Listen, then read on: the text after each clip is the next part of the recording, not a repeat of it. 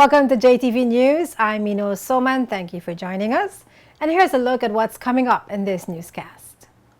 Health officials maintain that eradicating mosquitoes is the best measure for reducing Zika and other mosquito-borne illnesses. Don't wait for the mosquitoes to breed, stop them from breeding. And so that's why we have to get some Oxitec mosquitoes in the country, perhaps. Police Commissioner Michael Matthews voices his concern about the criminalizing of young people and supports diversion policies such as community service sentences. If we can find ways to ensure that we don't go down the path of always criminalising young people, then I think we should go out of our way to look at that and find alternatives to the court system where appropriate. Education Minister Myron Walwyn assures that preparations are in place for grade 12 in his address to mark the start of the new school year. I want to assure all that the ministry has been working diligently to ensure the smooth transition of the grade 12 students. New immigration policies and visa exemption program are now in effect, and high-level boxing at Clash of the Irons at Multipurpose Sports Complex. In news from the Caribbean, the Barbados Immigration Department is investigating a complaint by another Jamaican woman who said she and her 14-month-old son were mistreated by immigration officers. And disruption in phone service in the Cayman Islands spurs the country's telecom authorities to write new rules regarding phone service outages. In our Medical Minutes segment, experts say that certain strains of lice are becoming resistant to some treatments, making them hard to eradicate. Dr. Geronimo Jones will have that report on how to get rid of super lice. And I'll be back with the news and more right after the break.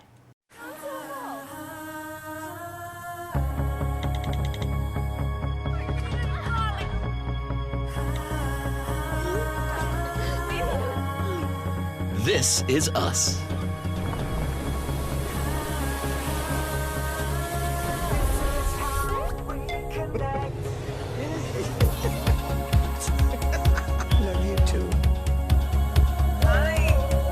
This is how we work.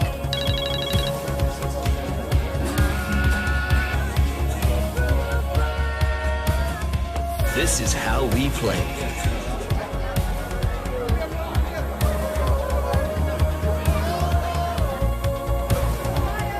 This is how we live.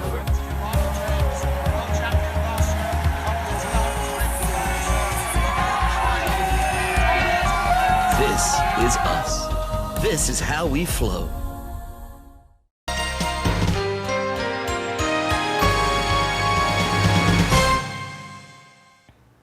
And now the news. There is no need for alarm about Zika, health officials say, as they maintain that the key to reducing mosquito-borne illnesses like Zika, dengue, and chikungunya is by removing the breeding areas, and this includes using new technology in the form of genetically modified mosquitoes. On August 24th, the BVI reported 5 confirmed cases of Zika. The Ministry of Health and Social Development said the cases were contracted in the Cane Garden Bay and Havers areas on Tortola. Health Minister Ronnie Skelton, in an August 30th statement, said it was expected that Zika would reach the BVI and there is no cause for undue alarm. The Ministry of Health, working with other partners, continue to make every effort to prevent and minimize the impact of Zika and other mosquito-borne viruses such as dengue and chikungunya. We do this by promoting the most effective means of prevention, elimination of mosquito breeding sites, and personal protection. For most persons, the symptoms of Zika will be a mild fever, rash, joint pain, red eyes, muscle pain, and headache. And they will not be sick enough to be hospitalized. In fact, only 1 in 5 persons infected will actually have symptoms at all. The BVI is among 28 Caribbean countries to have confirmed cases of Zika, which is also prevalent in neighboring Puerto Rico and the U.S. Virgin Islands. According to Minister Skelton, ongoing efforts have kept the mosquito population at a very low index in recent months. Health officials say, in addition to eliminating mosquito breeding sites, persons should also report any cases of Zika. We need the case reported so that the vector control team can do an investigation around the area where the case frequents, whether that be their homes, where they play, where they work, so they can determine if there's mosquito breeding in that area, if they're active adults, and what they can do to break that chain of transmission. Because if we simply do nothing, what will happen is that more persons will become infected. And what we would have is, in the ensuing weeks, we'd have more crops of infected mosquitoes being hatched. So it's important for these cases to be reported so that the vector team can actually get in and break that chain of transmission. Maintaining that there is no need for alarm regarding Zika, Dr. Mitchell Penn of Penn's Medical Center says vector control is essential and suggested the use of genetically modified mosquitoes. Well, Oxitec, one of the companies internationally, have actually impregnated mosquitoes with a virus that can infect other mosquitoes, making the mosquito barren so it cannot breed new offsprings. And they've already reported in some of their studies the mosquito population, the Aedes aegypti mosquito population, dropping by an alarming 90% on the first run in their environments. So these are things that I think that we, as a community, will be looking at in terms of eliminating what we're seeing. So the consolation of symptoms that we see as Zika, dengue, and chikungunya may be a thing of the past once we remove the actual vectors. We have a guppy program in the country where people would put guppies in their systems to help to limit the amount of the larvae that are in their systems. Not many persons are doing those things, turning over the water containers that are around their premises, etc. Those basic things are still necessary to limit what we're seeing. So we're at the stage now where we are worrying about the disease because we've forgotten to deal with the prevention. And so the Zika in itself that we have is just simply a call to us to become more awakened to doing the things that environmental health has been preaching. Don't wait for the mosquitoes to breed, stop them from breeding.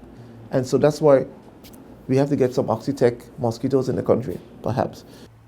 Residents can report any suspected mosquito breeding areas in their environment to the Vector Control Team at the Environmental Health Division for immediate attention.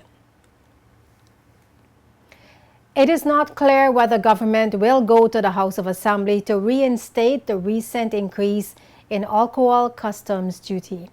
News broke about 2 weeks ago of government's reversal of the Customs Management and Duties Order, which imposed a 25% duty on alcohol imported to the Virgin Islands. The new tax order, which took effect on June 1, 2016, had changed the manner in which alcohol duty was calculated from $1.10 per gallon to 25% duty on the overall cost. The repeal issued on August 11th was a remedy to the cabinet order that took effect on June 1st, which required approval by the House of Assembly. It remains unclear whether that approval from the House of Assembly will be sought, as there has been no word from government regarding the matter. The House of Assembly was prorogued on July 22nd, which means that the meetings were discontinued until a new session is appointed.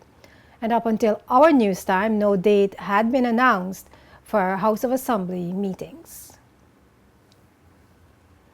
Newly appointed Police Commissioner Michael Matthews says he inherited a police force that was suffering from a decline in budget and resources, poor equipment, a poor standard of vehicles, and a very poor standard of police stations. Commissioner Matthews, who took up the position just 4 months ago, speaking on JTV Spotlight, says he wants to have a well-trained and equipped police service that is trusted by the community. I want to take the force forward And I want to be able to get to a stage where I have very well trained, very well equipped officers who are proud to do their job and whom the communities are proud of. Now, that isn't the case at the moment, and I'm the first to accept it, that there are people out there who don't trust the police. People won't come forward with information because of that lack of trust, and there are serious offences happening on occasions that frighten people. So I want us to have the ability to have a police service in the future that is trusted, that is committed, and that does keep people safe, and really does keep people safe, which means, and that's my vision statement, which means we've got to deal robustly with those who decide to commit the most serious offences here, and that involves people with firearms, people dealing with the importation of drugs, people stealing and robbing. Let's deal robustly with those few individuals that are making life a misery for the vast majority who live here. Premier Dr. D'Orlando Smith on August 25th said government will provide funding for the recruitment and training of 20 new police officers, the purchase of 4 new vehicles for the police force, and 3 vehicles per year after that. In addition to the 20 new police officers, Commissioner Matthews said an additional 10 officers will be recruited from overseas to bring immediately needed skills and experience to the force, as he strives to build community confidence in local policing. So the start is we increase our numbers over the coming months with the great assistance that's being provided by government now. You're going to see new vehicles rolling out, and today, and this is the first time I've had the opportunity to mention it, we've just been donated 3 very fast, powerful, what I call off-road motorcycles for our roads policing team. A willing member of the public come forward, wants to support policing, they're virtually brand new, is donating them to the force, so that will allow officers to go further, quicker, and be able to actually respond faster to people's needs in certain circumstances. Plus the new vehicles that we're going to bring online in the next few months, you'll start to notice more vehicles because there'll be properly marked vehicles with proper blue lights and sirens on them, so people can see and hear and feel that the police are about. The police commissioner also voiced his concern about the criminalizing of young people and supports having them avoid the courts whenever possible through the introduction of diversion policies such as community service sentences for young offenders. And one of those things I'm interested in looking at is diversion policies where we divert, in particularly young people, young offenders, away from the courts. And perhaps look at community sentences as an option, where somebody gives something back to the local community rather than get a fine or a criminal record. A criminal record, yes. Yeah, because a criminal record can be extremely damaging to a person's life. What might have been a minor incident in that person's own mind might become a major issue to them later on in life. And I've seen it many, many times where young people have got caught doing something silly and then later on, for example, want to join the police and suddenly find that their application can't be taken forward because they've got a criminal record, something like that. Or they want to do a university course and then somebody points out you're not a person of good character and so on and so forth. I've seen these things happen around the world. I can't speak for locally here with any level of expertise other than to say if we can find ways to ensure that we don't go down the path of always criminalising young people, then I think we should go out of our way to look at that and find alternatives to the court system where appropriate. Okay, but as a commissioner, can you say to officers, listen, try your best to mitigate a situation without having to go through that full process if the opportunity exists? Well, I have to have confidence and trust in all of my officers because every police officer throughout the world has that word, that discretion available to them. Now the law is the law, and any legal people listening to this will say, the law is black and white, it's either an offence or it isn't an offence. But I just think we have to be realistic. This is 2016, and if some of my officers are using discretion out there on occasions, they're not going to get into a great deal of difficulty with me if at the end of the day it's the right decision that means that something minor has been dealt with by education and maybe a telling off on an occasion. You save a kid's life. Exactly. Yeah, exactly. Now you can watch a repeat of the entire Spotlight interview with Police Commissioner Michael Matthews on Sunday at 2:30 p.m. right here on JTV Channel 55. It is also available on JTV's website, jtvlive.net, JTV News YouTube channel, as well as Spotlight's Facebook page, Spotlight BVI. The 3 new Wärtsilä generators for the BVI Electricity Corporation are now safely at the Parkwood Pond Power Station. The last of the 3 generators was transported on Tuesday night starting at 9 p.m. The BVI Electricity Corporation, after moving the first engine, had to carry out repairs to the self-propelled modular trailer that was being used for transporting the huge engines from Port Purcell to Parkwood Pond. Roads were closed to accommodate the move on all 3 nights. The 3 megawatts diesel generators are part of the BVI-EC's Phase 5 Power Development Program. And according to the BVI-EC, the installation of this additional 24 megawatt of generating capacity will increase the corporation's reserve margin from 6 megawatts to approximately 30 megawatts. Now, this is about 5 times as much reserve margin, which should translate into a considerable reduction of load-shedding power outages. The generators are scheduled to be commissioned by January 2017. Meanwhile, expansion works on Phase 5 Power Development Program at the Parkwood Pond Power Station is set to be progressing as scheduled. Government published a photo showing the expansion works on the building. Phase 5 also includes the installation of transmission cables from Parkwood Pond to Longbush that was completed in June. Work for the Phase 5 Power Development Program is scheduled to be completed by December 2016. Now, still to come on JTV News, Education Minister Myron Walwyn assures that preparations are in place for grade 12 to ensure the smooth running of the timetable and that students are where they should be.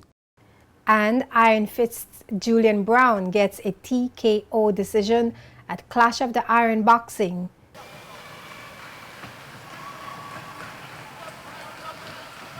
Cricket says no, it's all over. Paul on the Ball will have that report. But first, we have other news making headlines in the Caribbean. Life is like a mountain you must climb. Life is like a treasure you must find. A baby learning how to talk. With just one step begins to walk. One step at a time. We'll lead you to paradise. Your dreams are there to find. One step to paradise. Welcome to the JTV News Caribbean News Report. The Antigua and Barbuda government has agreed to shift the proposed 2016 date for the referendum to accede to the Caribbean Court of Justice to early 2017 after rigorous debate in the House of Parliament by the leader of the opposition, Baldwin Spencer. The government had planned to have the referendum in October this year, but Prime Minister Gaston Brown agreed that it will now be held perhaps no later than March 2017. The change in the dates came about after the opposition leader argued that for the 2/3 majority to be achieved in the referendum, the public needs more time to be persuaded to shift from the Privy Council to the Caribbean Court of Justice. The Barbados Immigration Department is investigating a complaint by a Jamaican woman who said she and her 14-month-old son was mistreated by immigration officers at the Grantley Adams International Airport. Sonia King alleged that she was subjected to inhumane treatment, forced to sleep on a dirty mattress on the ground, refused water to make tea for her baby, and prevented from accessing her suitcase. The woman, who has lived in Trinidad and Tobago for the last 4 years, was traveling to Barbados when she was denied entry and detained. Eventually, the no-entry stamp in her passport was cancelled, and she was granted 2 days' stay in Barbados. The 24-year-old woman is threatening to sue, following the path of Shanique Myrie, who sued the Barbados government, claiming that she was subjected to derogatory remarks, a body cavity search, detained, and deported to Jamaica. The CCJ ordered Barbados government to pay Myrie more than 75,000 Barbados dollars in damages. The disruptions in phone service around the Cayman Islands on Tuesday, the 30th of August, may have represented the last straw for the country's telecom regulator, the Information and Communications Technology Authority. Flow, Digicel, and Logic were among the companies that took to social media to apologize for customers' inability to call between competitors' phone lines or make international calls for about 5 hours. We have more in this report from Cayman 27. For several hours yesterday, people could not call from one company's phone lines to another's. International calling was hampered as well. But the Information and Communications Technology Authority was as much in the dark about the disruption as the rest of us. The ICTA chief says the radio silence from Flow's parent CNW is not acceptable. It's not the norm, not in most countries, certainly not here. So we feel the need to have to create a rule to compel licensees to do better, to not only report, but to make sure that this type of thing doesn't happen again in the future. Ali Famoy says he suspects the problem lies with equipment or link failures offshore. But he's already told all the telecom firms that an international financial center like Cayman cannot face reliability issues from abroad. And so new quality of service rules will be put in place. The Bangladesh Cricket Board have confirmed the appointment of former West Indian fast bowler Courtney Walsh as their new bowling coach. The 53-year-old Walsh has been serving on the West Indies selection panel, but will take up his position with the Bangladesh Cricket Board in the next few weeks. Walsh has agreed on a 3-year contract that runs until after the ICC World Cup in 2019. He replaces Zimbabwean Heath Streak, who left the role earlier this year. Commenting on his appointment, Walsh said, "Obviously, the West Indies is my home, but the chance to go in a new direction in coaching at the international level with a talented group was one opportunity I couldn't let pass." Walsh took 519 test wickets in a glittering career that spanned nearly 2 decades and 132 test matches.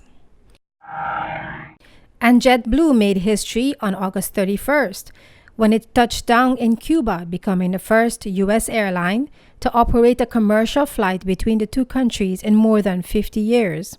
JetBlue Flight 387 from Florida with 150 passengers ushered in a new era of air travel to Cuba and comes after months of collaboration between JetBlue, U.S. officials, Cuban officials, and business partners to resume air service between the two countries.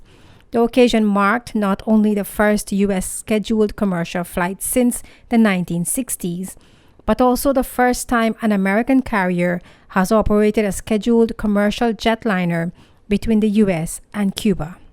Until now, people flying to Cuba had to book charter flights. Cuba and U.S. agreed to allow up to 90 daily flights between the two countries. 6 airlines have been approved for flights to 9 Cuban cities other than Havana, but not all of them have announced their schedules. And coming up next on JTV News, Education Minister Myron Walwyn assures that preparations are in place for grade 12 in his address to mark the start of the new school year. New immigration policies and visa exemption program are now in effect, and high-level boxing at Clash of the Irons at Multipurpose Sports Complex.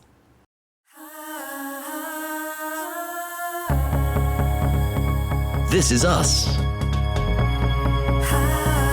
This is how we work. This is how we play. This is how we live.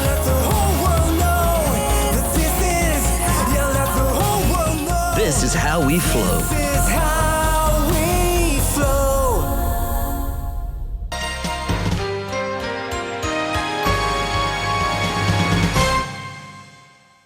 Welcome back to JTV News.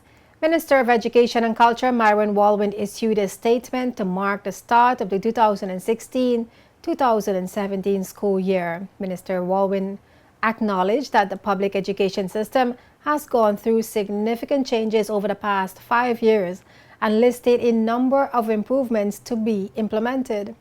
Addressing the introduction of grade 12, Minister Walwyn assured that transportation will be provided for the students between Elmore Stout High School, Brigado Flax Educational Center, and HLSCC campuses. As we get ready to implement grade 12, I want to assure all that the ministry has been working diligently to ensure the smooth transition of the grade 12 students who will be finishing their high school tenure at HLSCC campuses both for Elmore Stout and Brigado Flax Educational Center. Students will be transported to and from the campuses on a daily basis, as well as the times when there are blocks for technical subjects which must be done at their regular school campus. Teachers, along with administrative staff, are in place on the HLSCC campuses to ensure the smooth running of the timetable and that students are where they should be. Addressing educators, parents, students, and the general community, the Education Minister maintained that the changes and improvements in the public education system are necessary.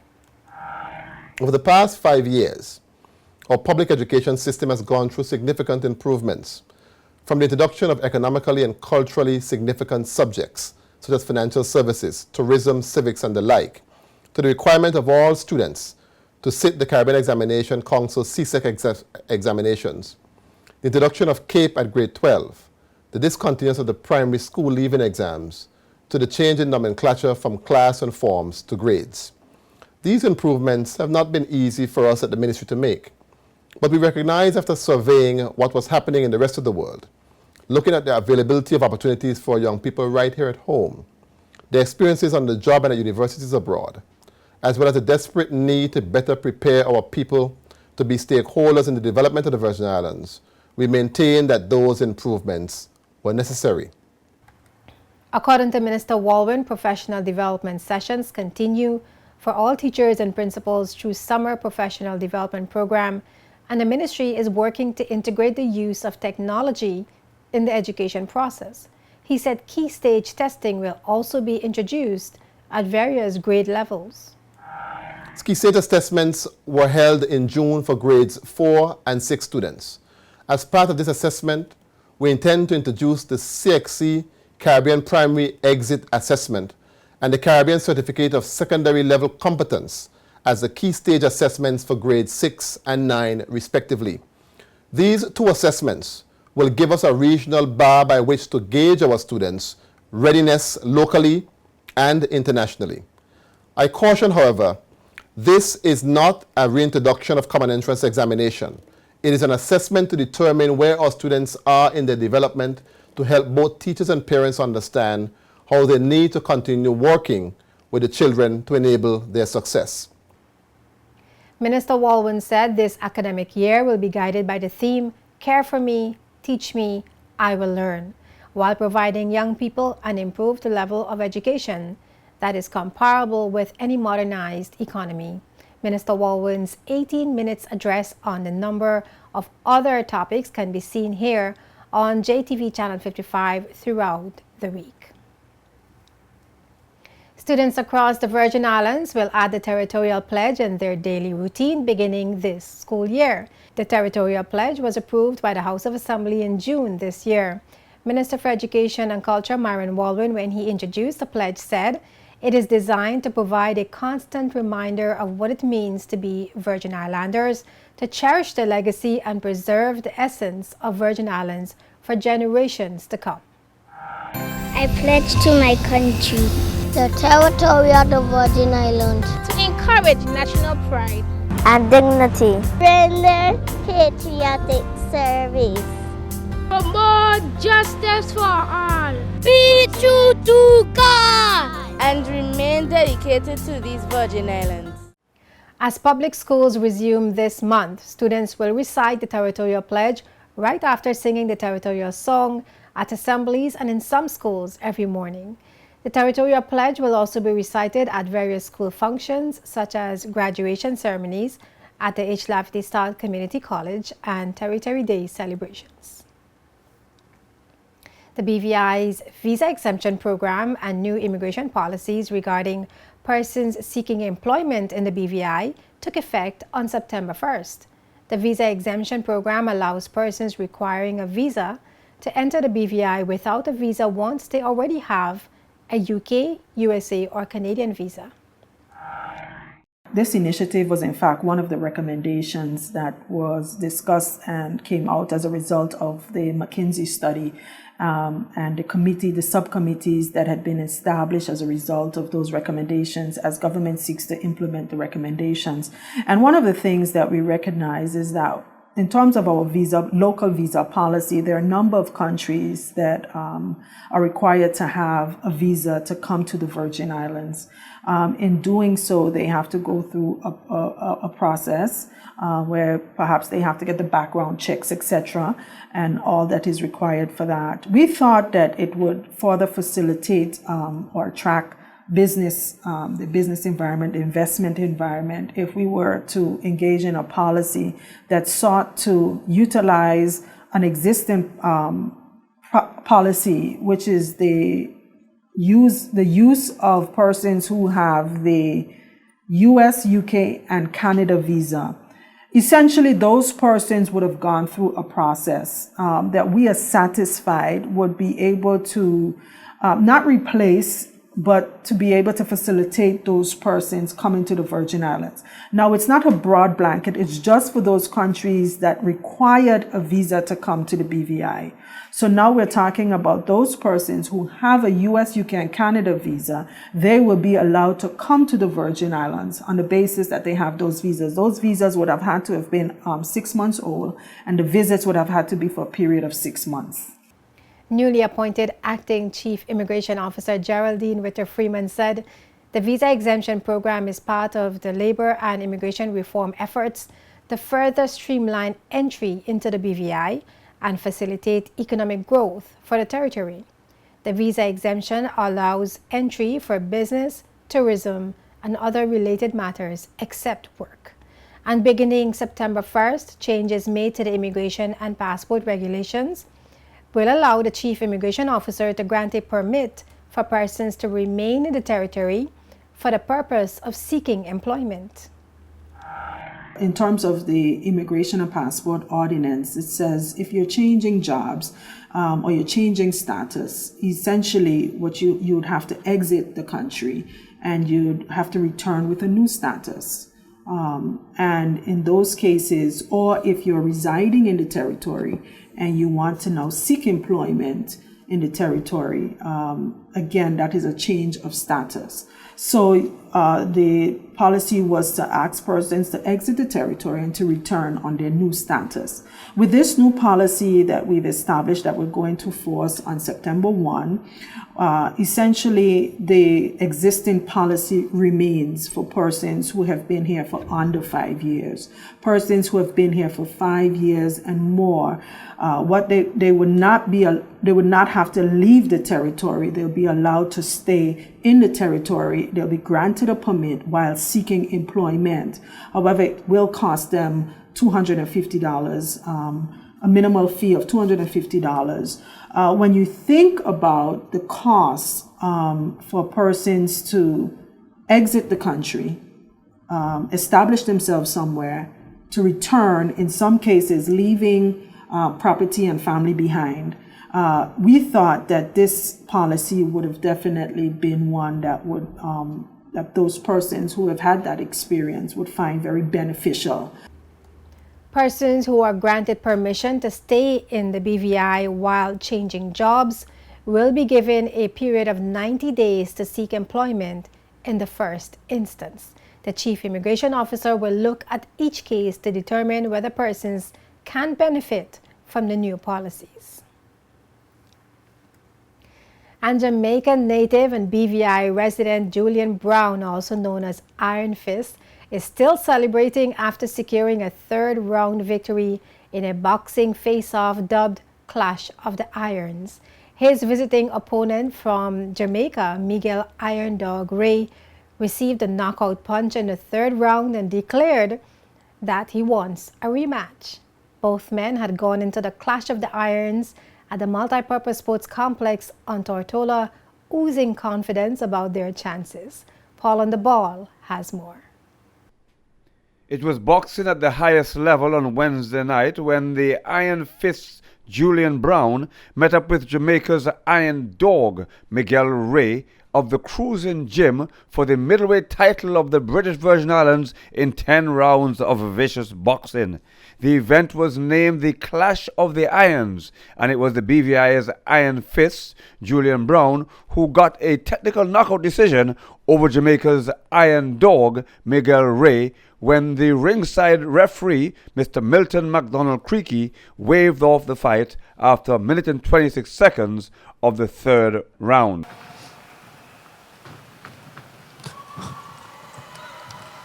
Oh, and I think he's going to stop it. Is he? Is he? He's having a look. He's having a look. Iron Dog says yes. Creaky says wait. He's having a look. He's asking. Creaky's happy. Fight!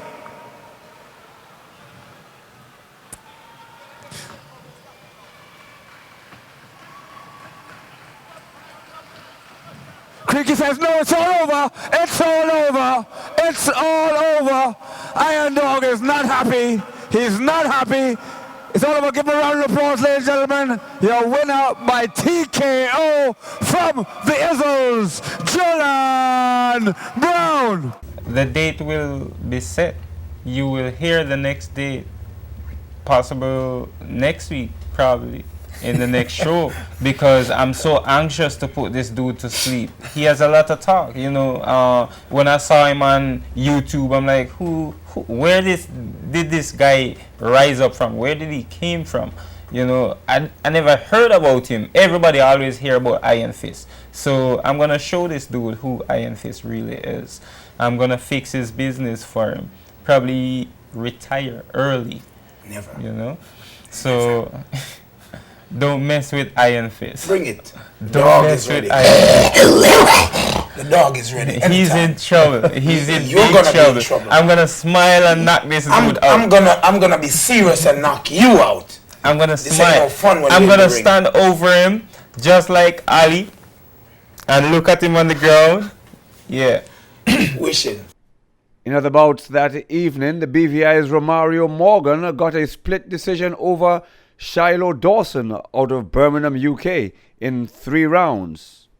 Tafari McIntosh of Christian Stead St. Croix defeated the BVI's Eric Emmanuel Massicot by a split decision also after 3 rounds.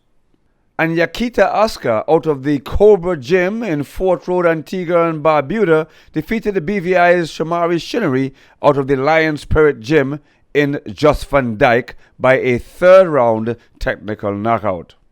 Reporting for JTV News, I am Paul on the Ball Hewlett. And next in Medical Minute, have you heard about super lice? Experts say lice are becoming harder to get rid of. We're developing resistance to the normal things that we have available for people over the counter, or even sometimes what we can prescribe. Dr. Geronimo Jones is next with that report. Stay tuned.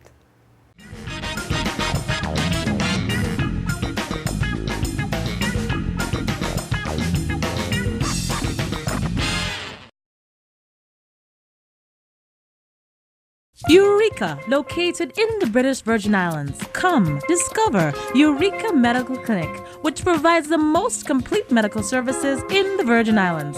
Our state-of-the-art clinic offers the highest quality in specialty care, cardiology, gastroenterology, orthopedics, and spinal surgery. We also offer specialty care in obstetrics and gynecology, as well as dermatology. Eureka Medical Clinic offers diagnostic procedures such as x-rays, mammograms, CAT scans, and all forms of ultrasound exams. Now, for the first time in the BVI, Eureka offers MRI scanning too. With colonoscopy and gastroscopy, we check the intestines and stomach for polyps, colon cancer, and ulcers too. Located at Geneva Place in the heart of Road Town, Eureka Medical Clinic with Medicare Pharmacy and Labs offers you a comprehensive medical facility all under one roof. So for high-quality medical services and convenience, there's no need to look any further. Eureka! You found it.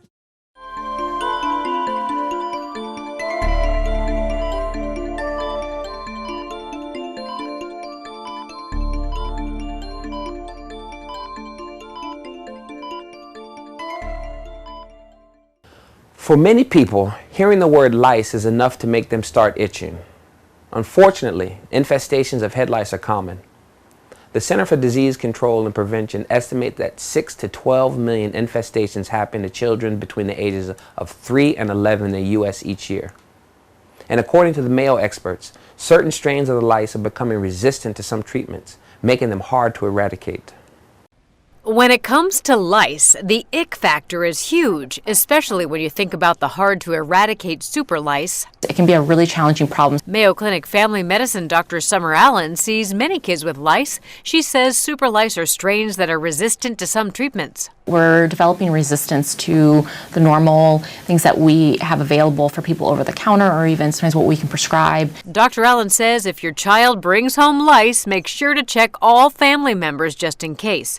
Treat those with active infestations with over-the-counter products. Be sure to follow directions on the label. Wash clothes and bedding in hot water and dry them in a hot dryer, or seal them in plastic bags for 2 weeks. If you're still finding lice or their eggs called nits after 72 hours, you could be dealing with resistance. They can always contact their providers and we can provide a stronger regimen for them to use. Dr. Allen says with persistence, you will get rid of lice. For the Mayo Clinic News Network, I'm Vivian Williams.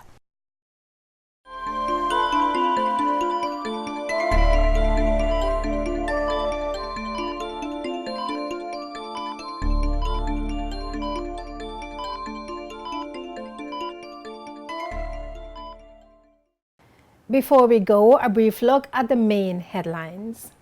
Health officials maintain that eradicating mosquitoes is the best measure for reducing Zika and other mosquito-borne illnesses. Police Commissioner Michael Matthews voices his concern about the criminalizing of young people and supports diversion policies such as community service sentences. Education Minister Myron Walwyn assures that preparations are in place for grade 12 in his address to mark the start of the new school year. New immigration policies and visa exemption program are now in effect, and high-level boxing at Clash of the Irons at Multipurpose Sports Complex. In news from the Caribbean, the Barbados Immigration Department is investigating a complaint by another Jamaican woman who said she and her 14-month-old son were mistreated by immigration officers. And disruption in phone service in the Cayman Islands spurs the country's telecom authorities to write new rules regarding phone service outages. We want to remind you that you can find all the news stories featured in this newscast as well as previous newscasts on JTV's website, jtvlive.net. Additional information and news updates can be found on our Facebook page, facebook.com/JTV55. If you haven't already, please visit our Facebook page and let us know that you like us. Of course, all our news features, press conferences, and JTV's television programs can be found on our JTV News YouTube channel. You can subscribe for daily uploads. We welcome your questions and comments. You can email us at jtvnews@hotmail.com. For the entire news team, I'm Ino Soman. Thank you for watching.